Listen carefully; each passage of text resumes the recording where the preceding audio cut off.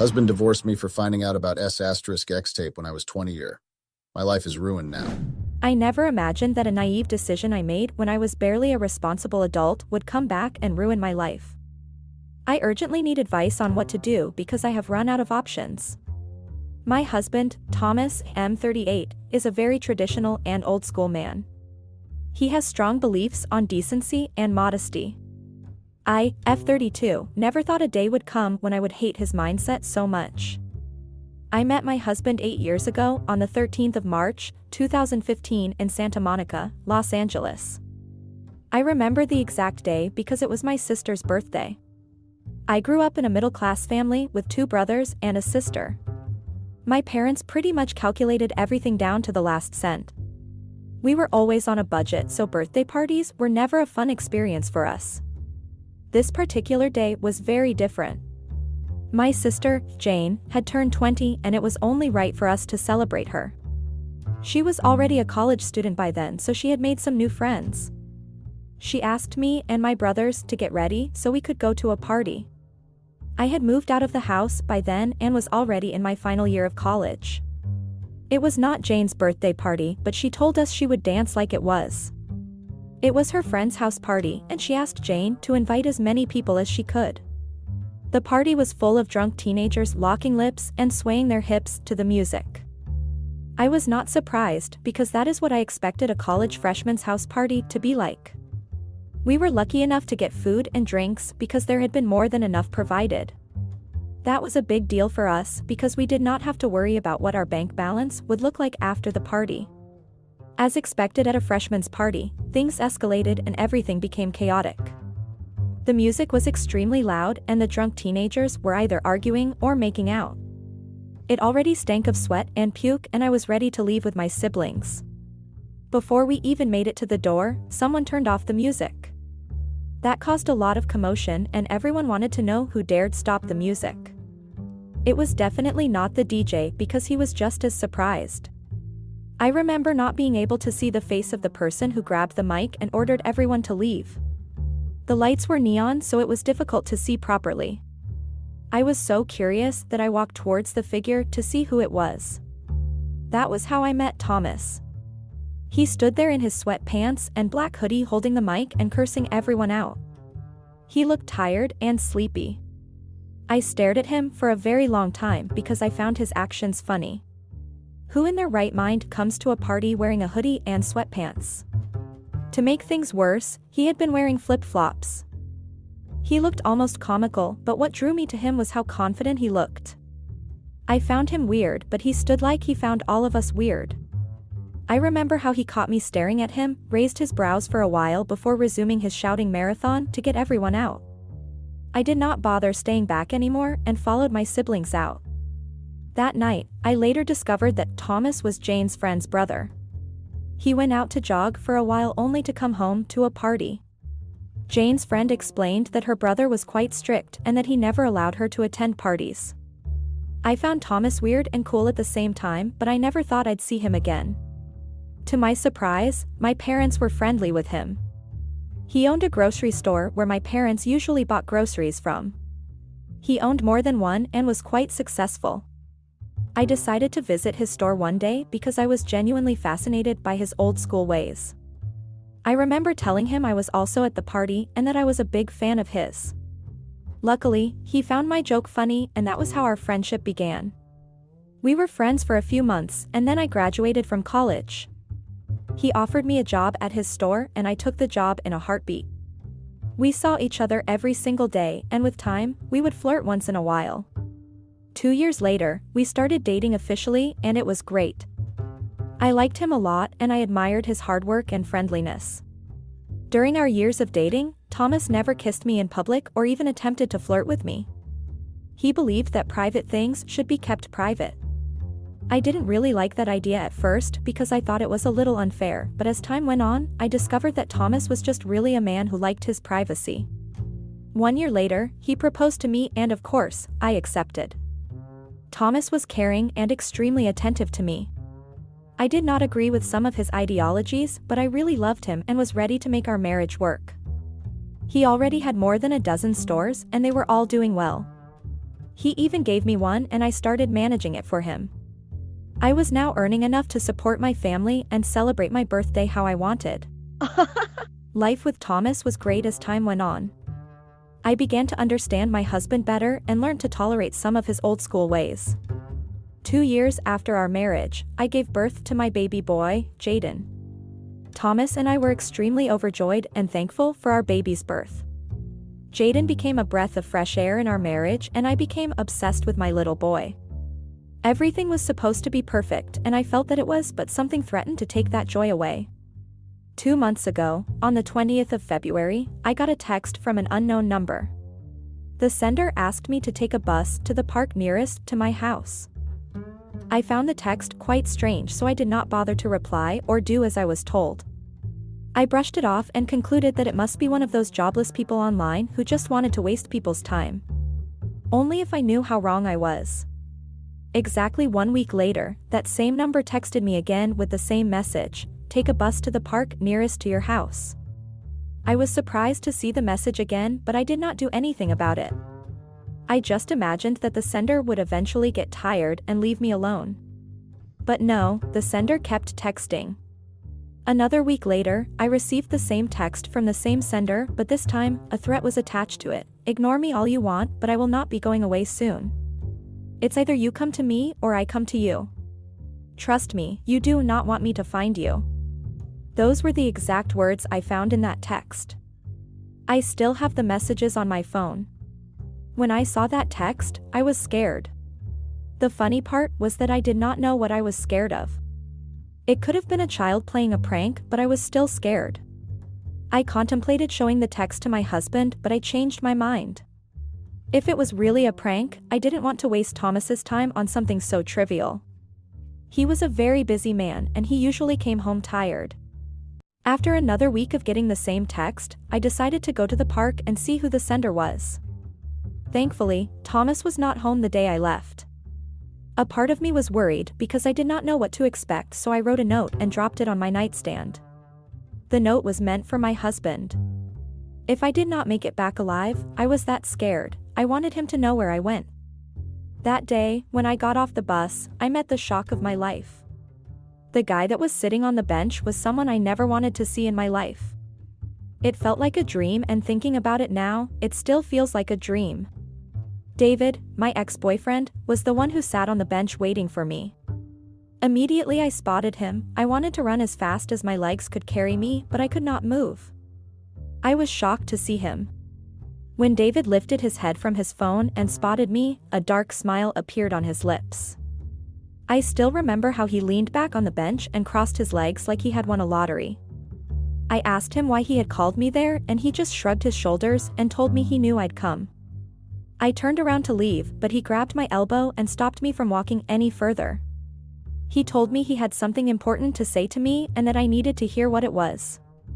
I knew that I should not have waited, but I was curious.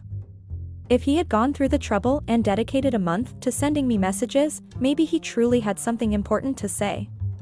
David only came to shatter my life and ruin the home I worked hard to build. He gave me his phone and asked me to watch a video. My video. Our video. It was a sex tape. Yes, you read that right. It was my sex tape. It was a video of me and David having sex at his house. We made that video when we dated many years ago. I was just 20 years old back then and I thought I had met my husband. I was naive like all other young girls who thought they would marry their first boyfriends. I never thought that video still existed until then. Before David showed me the video, my mind never crossed it. It was such a long time ago that I forgot all about it. David and I were childhood friends who attended the same high school. We did not date until I was 18. He was the first guy I ever got intimate with. All my firsts were with David. I believed that I was honestly in love with him. I did everything he wanted me to do. He was my first boyfriend, so I wanted to please him. It did not help that David would also share his lunch with me once in a while. That was a big deal because it saved my lunch money. He would also get me little gifts once in a while. As a girl who grew up cherishing her last cent, I believed that David was all I needed in life. One day, David asked me to do a video with him. I initially thought it was just a normal video, but when I got to his house, he told me it was a sex video. His parents were not home and he was an only child, so we practically had the house to ourselves that day. It was almost like he planned it all. At first, I was against it because I didn't really like the idea of doing anything intimate in front of a camera, but David assured me that there was no difference. He told me to imagine the both of us alone without the camera. To be honest, I did not think it was a big deal back then. He was my boyfriend and I loved him. I agreed to make the video with him because a part of me was excited. Yes, I was excited at the concept of shooting an intimate video with David. We made the video that day and then we watched it together. I told David to delete the video that very moment because we already watched it and saw what it was like. He promised he would after he watched it one more time.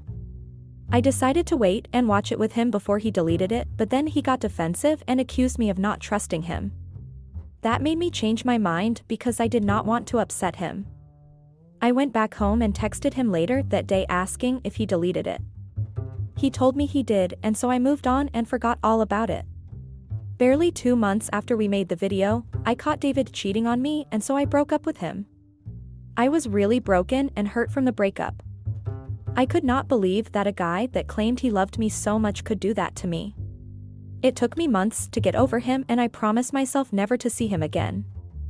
Thankfully, his parents got divorced, they raised a heartbreaker. And he moved to another country with his mother. I forgot all about David months later and I moved on with my life. So, imagine my surprise when I met him at the park that day. Not only that, the fool had the audacity to show me our sex tape. A video he promised me he deleted was still on his phone. I practically cursed the life out of him and asked him to delete the video, but he refused. He threatened to show my husband the video if I didn't do as he said. Apparently, David's mother abandoned him when she could not afford the life of a single mother. David then went into the streets and joined a gang for survival. He got into trouble with a drug dealer and he needed to pay the sum of $10,000. David ran back to Los Angeles to hide, and when he heard I was now married to Thomas, he decided to blackmail me. I could not believe I dated a fool like him in my life. He wanted to use me as bait for a mistake he made? Where would I get $10,000 from? How could I take that kind of money without Thomas knowing? Even if I could, why would I give it to David? Those were the questions I asked myself all through the bus ride back home. I could barely sleep that night and I was extremely scared. A sex tape coming out would ruin my life. I had a child to be a role model to. I had a husband that despised kissing in public. How would he react to a video of his wife having sex with another man? Those were the questions I kept asking myself as I thought about what to do. I told David to give me a week so I could arrange the money. 5 days later, I was able to get the money. I told my sister about it and she was ready to go see David with me. When I got to the park with my sister, I was shocked to see my husband standing there with David. It felt like my whole world had shattered. When I ran there to demand answers, the look of disgust I saw on my husband's face told me everything I needed to know. David betrayed me and showed my husband the video when I promised to bring the money. My husband stormed out of the park without even sparing me a glance. My sister practically kicked David in between his legs and asked him why he told Thomas the truth when I already brought the money along. David said my husband showed up unannounced and met him there. Apparently, Thomas found the letter I left in the nightstand 5 days ago that day and decided to go see what made me so terrified. I forgot to throw the letter away the day I saw David. My husband found it when I went to Jane's place to ask her to accompany me to David. I was not home then, so he got worried and went to the park. David then decided to get double the money by showing my husband the video. I cursed David out and threw my bag at him. Of course, I did not give him the money. He ruined my life because of his greed. I cried my eyes out and laid helplessly on the floor. My sister was the one who took me back home and tried to help me speak to Thomas. Thomas ignored us and left the house angrily. It's been 3 weeks and he only comes to see our son and change his clothes. I've been miserable and depressed. I miss my husband and what our marriage used to be. I can't let a mistake I made 12 years ago ruin my whole life. Please, I need advice on what to do. I'm desperate and helpless. Update. Hi, it's been 2 months since I shared my story. Thank you to everyone who told me to be strong and assured me that I did nothing wrong and it was not my fault. Many of you said it's been 12 years and it happened way before I met my husband. Thank you to the people who told me how foolish I was for making a sex tape when I was that young. I was really foolish. Let me tell you all what happened in the past 2 months. Even after apologizing to my husband several times, he did not change his mind. He told me he could not stomach what he had seen and that he only married me because he thought I had morals. Yes, he said that. At first, I would show up at the shop and try to apologize all over again, but as time went on, I realized I had to let him go. I did not cheat on him. I just made a naive mistake. It was my past, a past I was not proud of, but I still don't understand how my husband could not let it go. I realized how different we were and I knew that if he was the one in my position, I would not have a problem with it. One of my brothers was able to get his lawyer friend to sue David and get him to delete the video. I moved in with my sister and then I filed for divorce from my husband. Our divorce is still ongoing and we will have joint custody of our son. My family has been my rock during these hard times and I have survived thanks to them. My son is my focus now and I am dedicated to being a great mother. Though it was a tough experience, I'm glad it happened. Maybe I did not have the perfect marriage after all. I want to be with a man who isn't disgusted with showing his affection for me in public. I deserve better. Thank you to everyone who took time to encourage me, advise me, and judge me. It was all worth it for me. It's not easy to find out that you've been lied to. It's heartbreaking when that person turns out to be your partner for 10 years. I, 37, male, and have been married to my wife, 36, female. We have been married for 10 years. We are both working professionals in the IT sector and we have no children. Me and my wife have been happily married for 10 years, but since the last few months, my wife has started acting differently. At first, I thought maybe I was overthinking, but as time passed, it all became too obvious to ignore. We work for different companies, but our offices are in the same area. We have the same lunchtime, and we used to go for lunches together quite a few times. Our colleagues also used to accompany us sometimes. My wife stopped coming to lunch with me 6 months ago. At first, she told me she's busy with work. Then her boss called an emergency meeting. I let it go in the beginning, thinking these were genuine reasons. She started coming home late as well. The reasons were the same. Since we're in the field, I understood that the workload could be heavy. My assumptions were confirmed when she was typing something on her phone at dinner one day. I pulled her phone from her grasp to set it aside, since we don't allow phones to be used during dinner. She became terrified and stood up to get her phone. Nothing like this has ever happened before. Since the start of our relationship, we both believed that trust didn't require us to share our passcodes. If we truly trust each other, we don't have to keep tabs on what the person is doing.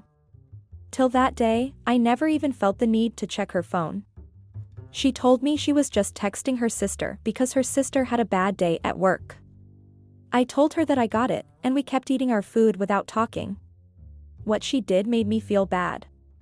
Being scared wasn't necessary if it was just her sister. There was a problem, but I couldn't just tell her that. This time, I knew she would come up with another excuse. I did not know what to do. As she went to sleep that night, I kept thinking about what she could be hiding from me. In our entire marriage, we've been there for each other through thick and thin, and suddenly she's acting differently. Hey everyone. Unfortunately, basically everyone who is watching these videos isn't subscribed. It would mean the world to me to quickly get out of the full screen video for 3 seconds and press that subscribe button. It's free, and you can unsubscribe anytime. Sorry for bothering and thank you so much if you subscribed. I thought I'd just talk to her in the morning. It's better to communicate rather than come to conclusions by myself. When I woke up the next morning, my wife was not in bed with me. The washroom was also empty. It was not like her to wake up before me. I looked for her in the kitchen, in the garden, but she was nowhere to be found in the house. I got worried. I called her, but she didn't pick up. Just as I was leaving the house to look for her, she came back. Her cheeks were flushed because of the cold. I asked her where she went so early in the morning. She told me she couldn't sleep, so she went for a walk in the park near our house. She kissed me and then went inside to make coffee for us. Just as we were getting inside, I heard a car start up nearby. It was quite loud. I don't usually hear this sound in my neighborhood. Just as the engine started, I saw my wife getting tense, but she covered it up instantly. When I got in my car to go to work, I couldn't stop thinking about my wife. I had no idea what was going on. John, my friend, was also coming out of his house. His little kid was holding on tight to his arms. He waved back when I did. I was going to leave, but I stopped to talk to him for a while instinctively. It's been a while since we spoke. When I asked him what was going on in his life, he told me something that really shocked me. John takes his son to the neighborhood park every night, but it was closed for maintenance. My wife told me she went for a walk in this park in the morning. That really nailed it to the wall. My wife lied to me. I went back home instead of going to work. I had to find out what she was keeping from me. I looked through her closet for something, but there was nothing there. To say I was frustrated would be an understatement. My wife's laptop was left on the table. I turned it on and checked her email. It did not contain anything. I looked over a few more things, but didn't find anything. Another shock of the day came just as I was about to turn it off. This one was 10 times bigger. She got an email at her company's mail. I didn't check her work email because I didn't think there would be anything there, but there was. My wife had received a random email to meet her in a cafe really far from the office. The email address didn't have a name. It was just a random username. This person had emailed her just the location and time. It felt quite secretive. This did not make sense to me. Why was my wife meeting this person? Why did she lie to me in the morning? There are so many questions and no one to answer them. It's been 10 years since we got married, and I thought we were quite happy together. I could have asked my wife, but why would she tell me honestly when she lied to me in the morning? Her actions had planted a seed of doubt in my head. One that wasn't going to go away until I figured out what was going on. I decided it's better to stay quiet and wait till the evening. I wanted to know if she told me truthfully that she's meeting someone or fed me more lies. I didn't have to wait for long. She called me in the evening, telling me that she had to work late for an office meeting her boss had scheduled. I couldn't shake off the uneasy feeling. It was the second lie my wife had told me today.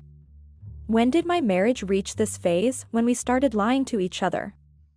I decided it's best to follow her and see for myself who she's meeting. I went to her office just in time to see her leaving. In her car. My heart was pounding in my chest as I quietly trailed behind her car. Her car wound its way through the city while I followed her discreetly. She reached the location mentioned in the email. The lights of the cafe cast a warm aura on the sidewalk. I parked my car a safe distance away, hidden in the shadows. I watched her enter the cafe with a soft smile on her lips. My stomach churned when she hugged a man who stood up as she entered. I was frozen while another man was embracing my wife. My mind raced. How long has she been lying to me? I thought of the moments when I held her in my arms and she told me how happy she was with me. Was all that a lie too? I could have gone inside and demanded an explanation. But I decided against it. I thought it'd be best to let her continue this ruse. I wanted to see how many more lies she fed me while lying in the same bed with me. I wanted to see what else would happen with this mysterious man. I followed her back to our home.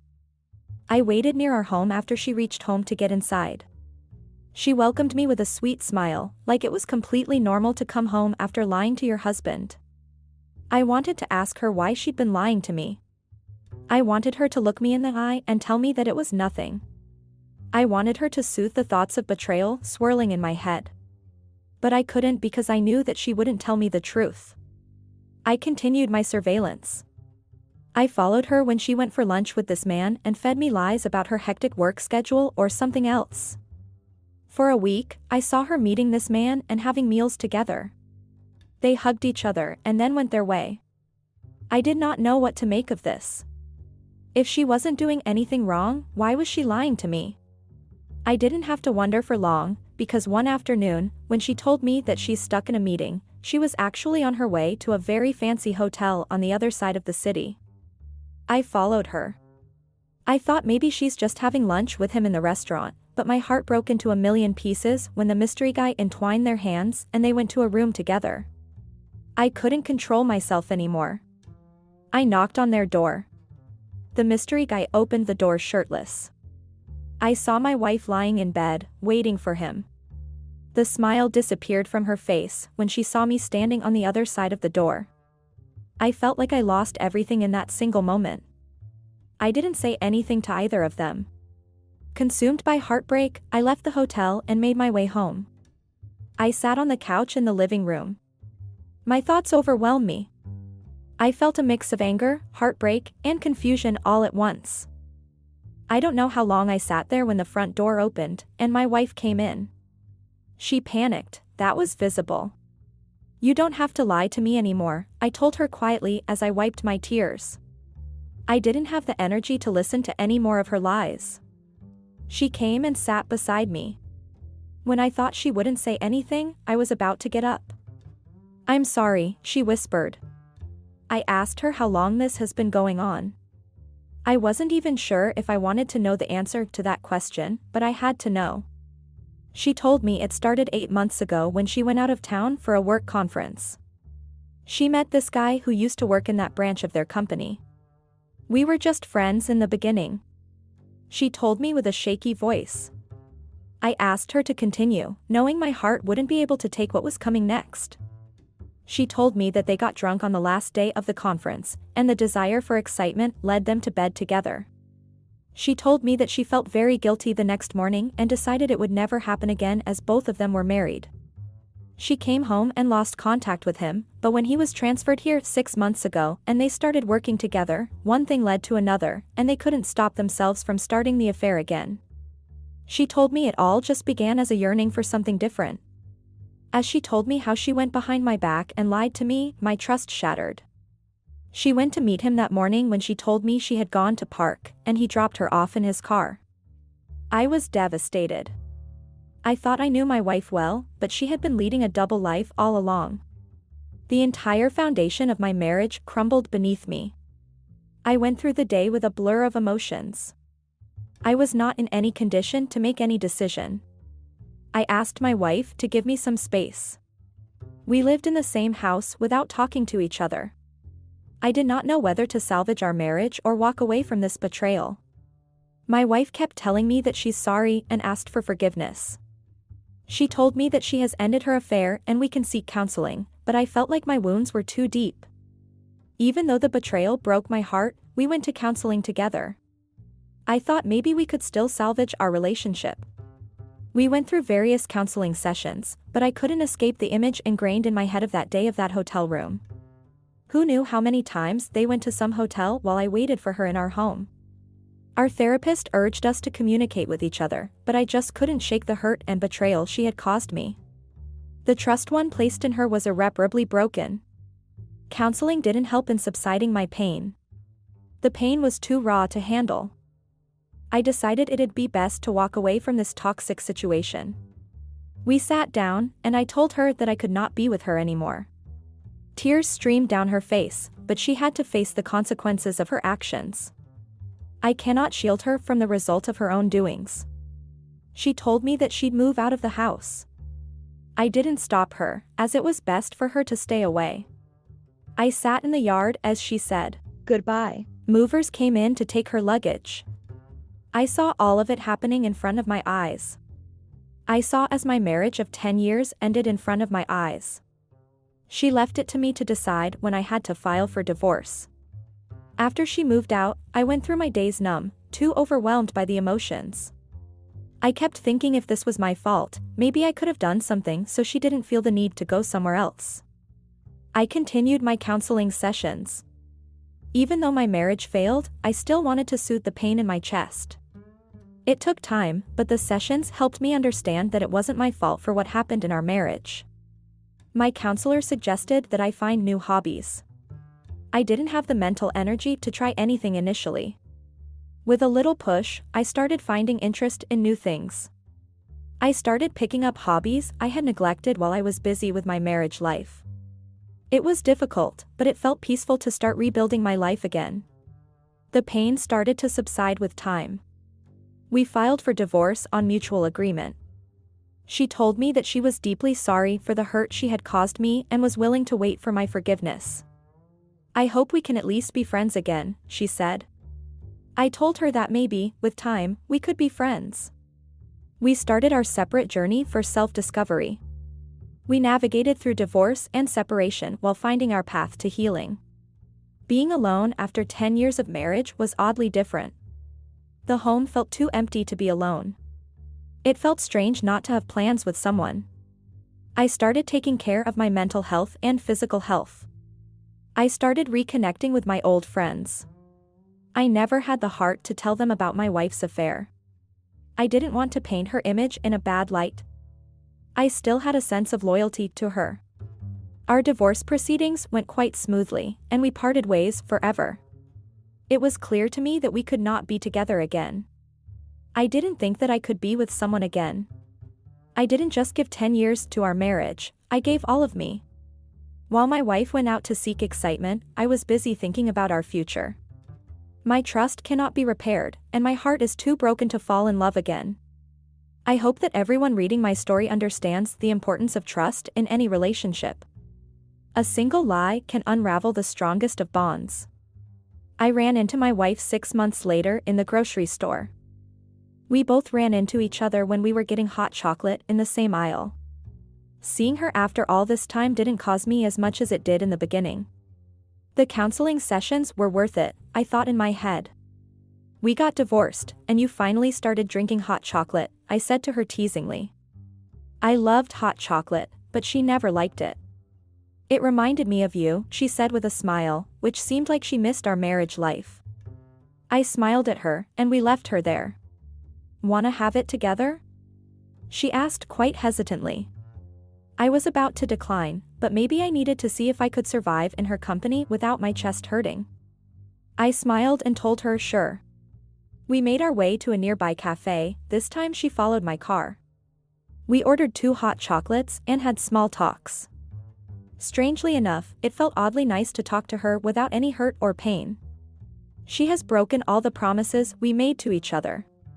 My trust cannot be repaired again, but I wasn't going to let that dictate me for the rest of my life. I think in my heart I had forgiven her, but forgiving her didn't mean I was going to place my trust in her again. That ship had sailed when she went to bed with another man. My fear of another betrayal still sits with me. It will take time to finally let go of it. I was just going through one day at a time. It was the advice my counselor gave me, and it really worked. I just hope, with time, I can let that fear go completely.